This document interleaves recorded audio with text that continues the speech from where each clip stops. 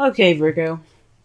The underlying energy here is the Queen of Swords. The Queen of Swords is Gemini, Libra, Aquarius. However, the energies of this card speaks of someone that is very good at communicating. She cuts to the truth. She doesn't take bullshit, right? So the energy here is pretty much standing. It's not standing your ground, but it's like you're getting to the point where your truth matters. And where truth is coming up to be very important for you.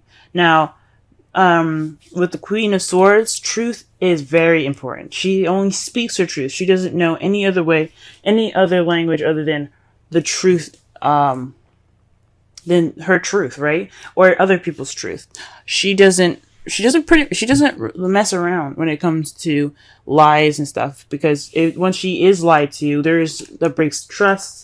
And you don't have a chance anymore. Like, if you were going to get some help from the Queen of Swords, it would be completely obliterated. So this week is centered around energies of possibly you guys feeling more, very, straight up with stuff. Feeling more,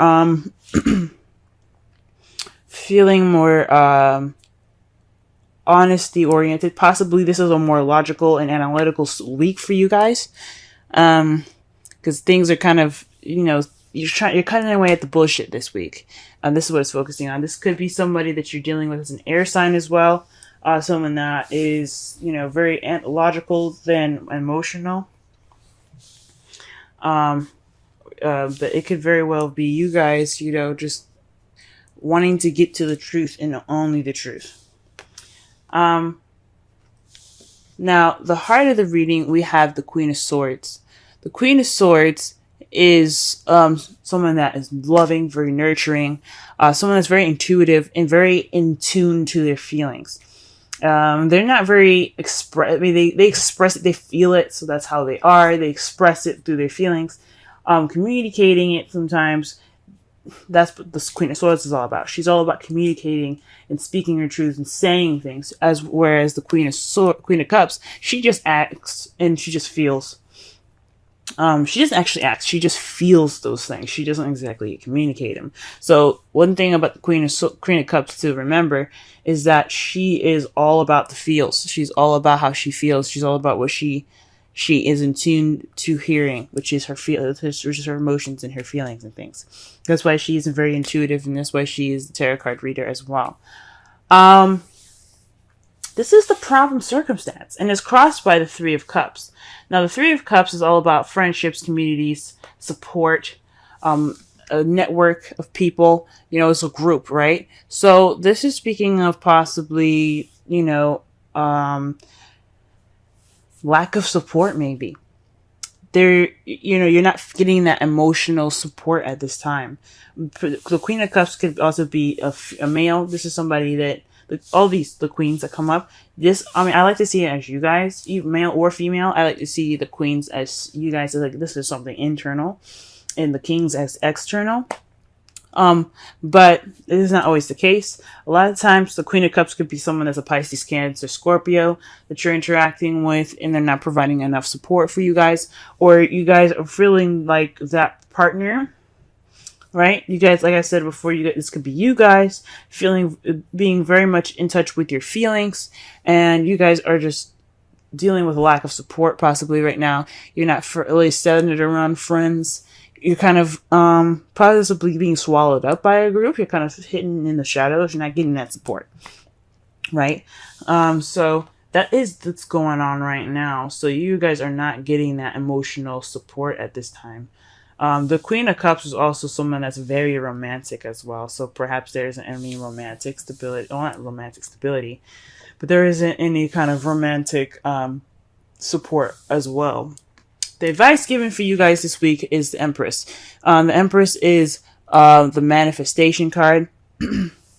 She's also the motherhood card, because she is the person that takes care. She's the caretaker. She's nurturing. She's very nurturing. She's very patient, like a parent, like a mother would be.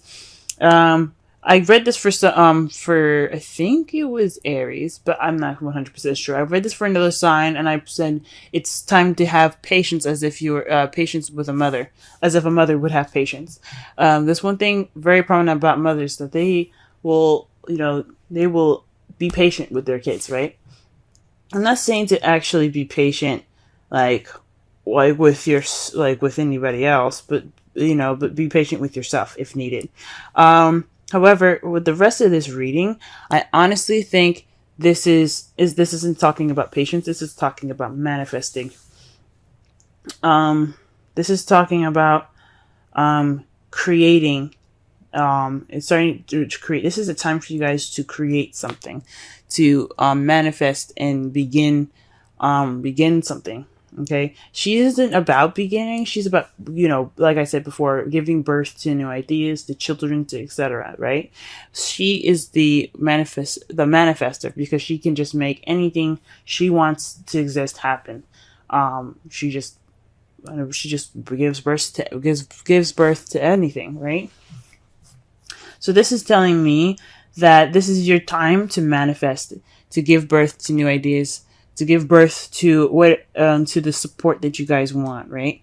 Since that is what you're lacking. But this is the time for you to manifest, so do so, right? This is your opportunity. Go ahead and do so. In the past, you guys had the Tower, so something unexpected came and radically changed your world. The Tower card is about it's another universe intervention card, but it's kind of it's definitely not an empty threat here. It's kind of like an ultimatum given by the universe. If you don't do something that you need to do, then that you know that you need to do, then we will help you. We'll help push you in a situation where you have to do the thing that you're supposed to do. It's like, this is the Saturn card. It's kind of like karma here. So Saturn is all about karma and doing what you need to do. He will put your butt in gear. He will make sure you do what you're supposed to do, or he'll help you towards your potential. Most of the time, well, some of the time, it's not in a nice way. Okay. And especially with the cards falling up after this, I don't think it was very nice.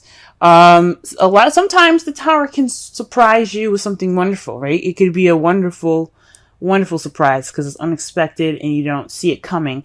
But if it's something that you were supposed to do and you hadn't done it, then there is something, then it can leave you kind of discombobulated and having to work from the beginning, having to start all over, because as you see here, the people coming out of the Tower, they put a lot of work, and they grew it. They did the work that they needed to do to build a Tower, and then lightning struck, and now they got to start from ground zero. Okay. So that's in the past. So some unexpected change had radically changed your life.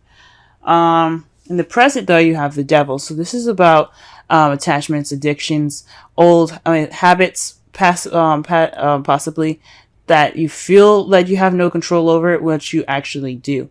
Because one thing about the Devil here is that the two people sitting on the bottom, they have chains around their necks, but they don't look distressed. They're chilling, drinking, hanging out, right? This one, like the lady here, she can easily get out because her chains are just filled with flowers. So if she wanted to leave, she could just simply stand up, break the vines, and be out, But this is voluntary. This is something that they want to do. They don't care to just hang out with the Devil. With these two people there, this speaks of a voluntary addiction. So it's something that can be broken, but you decide not to. So there could be some habits that are going on that you guys are like having to confront now. Maybe trying to break these addictions at this time. But there's definitely some sort of attachment of some sort that is voluntarily like this is kind of on you guys at this point because it's, like I said, this is voluntary. He doesn't make you stay. It's up to you. So for some of you guys, could be like a karmic relationship that you guys are attached to, and those are not so very voluntary. The karmic relationship is very, very difficult to break out of. Okay.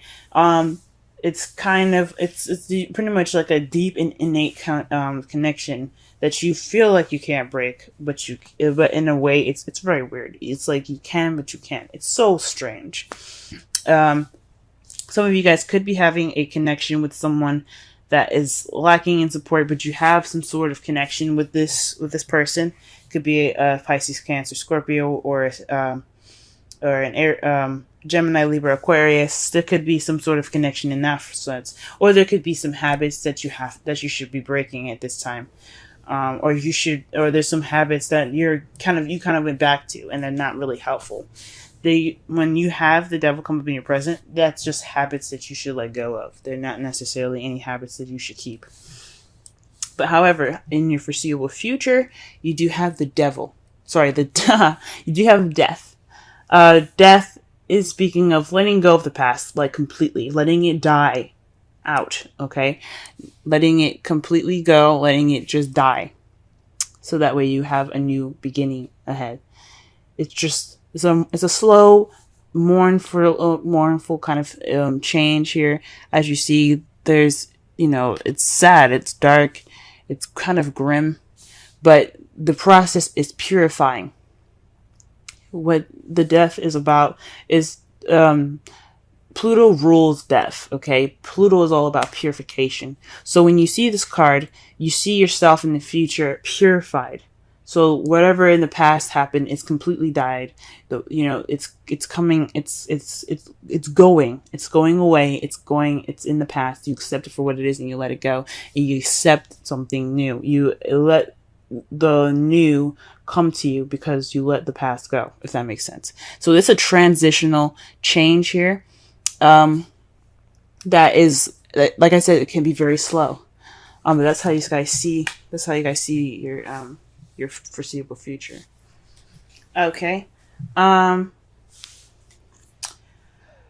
your outcome though, guys, you have the Page of Swords. So this is about speaking your truth, being, it may be tactless, about those truths that's going to be said here. There could be a message that's kind of that's very honest and cut to the chase, not very cushiony, if that makes sense. It kind of lacks tact, but the point is that it's a truth that is being received or is going to be given in results all of this. Okay, so that's interesting. So far from what I'm getting here, the Queen of Swords is basically telling me that for this whole entire the energies for this week is basically speaking your truth, cutting to the bullshit. Actually, it's possibly about being detached and letting and like not feeling, because the Queen of Swords is all about detachment.